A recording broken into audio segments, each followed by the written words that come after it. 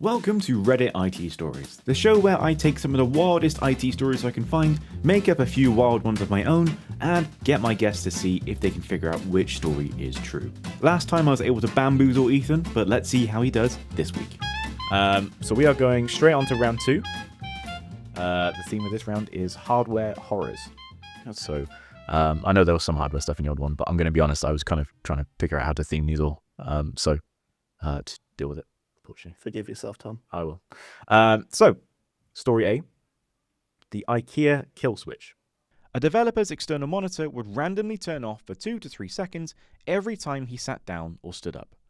He replaced the cables, the monitor, and the PC. It turned out to be his IKEA Marcus office chair. The gas lift cylinder in the chair was generating an electrostatic discharge, which was just strong enough to interfere with the unshielded display cables. Okay. What do you think?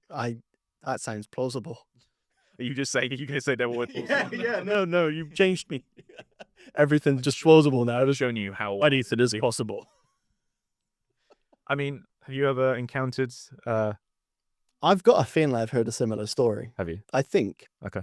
I don't think it's this exact same one. Yeah. But I'm fairly certain that like people have had their chairs interfere with things before. I'm fairly certain I saw a story about this before. So Yeah. I don't know. This is a strong contender for Okay. being true, I think. That's a good start then. So, I guess unshielded display cables, I mean, they split it, like the ends, but he did say that they changed the cables though, right? yeah, right. So, Unless they just... and it was they're just a cheap, patch of cheap cable. shielded, yeah. Cheap cable, I guess. So But yeah. that's a potential. So that's a contender then. We're on... Okay. Yeah. It's a good start. All right. Yeah. Story B. The ghost keyboard. A company director contacted the IT support for their company, furious that their machine might be compromised as lies and slander were being typed without any input from them, and blamed IT support for allowing this to happen. Upon investigation, the director had a macro keyboard and had accidentally recorded text that they had typed weeks ago, which included insults directed at the company CEO. They had then triggered the macro whilst typing an email to said CEO and hit send without checking. Oh, that also sounds plausible as well. It doesn't it? Yeah. That feels like That feels like a legit one as well. that could happen. Yeah. I mean, yeah. I think everyone uses macros, whether they know it or not. Yeah. Keybinds, Yeah. anything. So there is a chance. But doing it by accident, as in setting the original keybind by accident, I don't know how you would. Depends on the keyboard, right?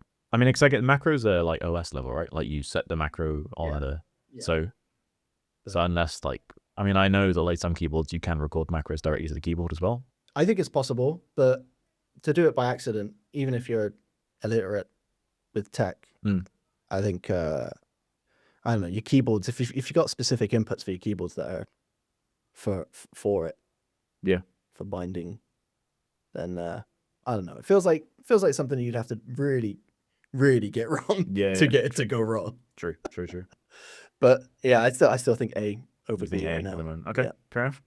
So on to C, the elevator mouse.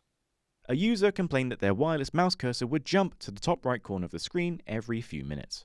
After sitting at the desk for an hour, the tech realized that the cursor jumped every time the office elevator moved.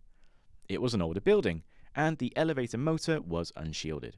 Every time the motor activated, the electromagnetic interference from the motor was being interpreted by the receiver as a maximum Y-axis movement command.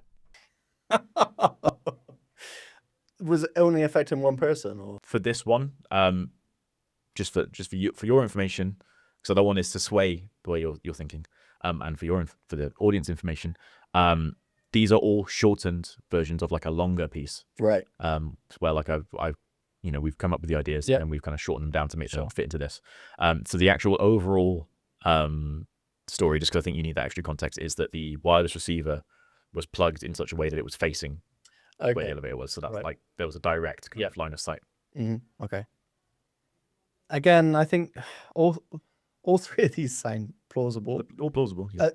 The first section, I think, that there were some that were definitely more believable than the others, but all three of these sound like they could have happened. They could have happened, yeah. But what do you think happened? I don't know enough about electronics, is what I've discovered.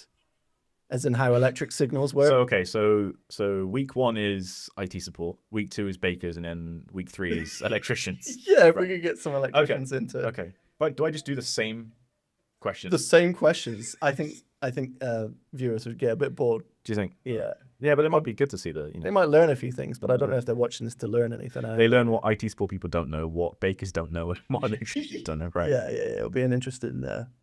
If you had to take a wild stab, I still think it's the first one. I think it's the chair. Yeah. what has swayed you that way? Do you think? Again, I think it's because I've distinctly heard of something like that happening before. So you are in fact correct.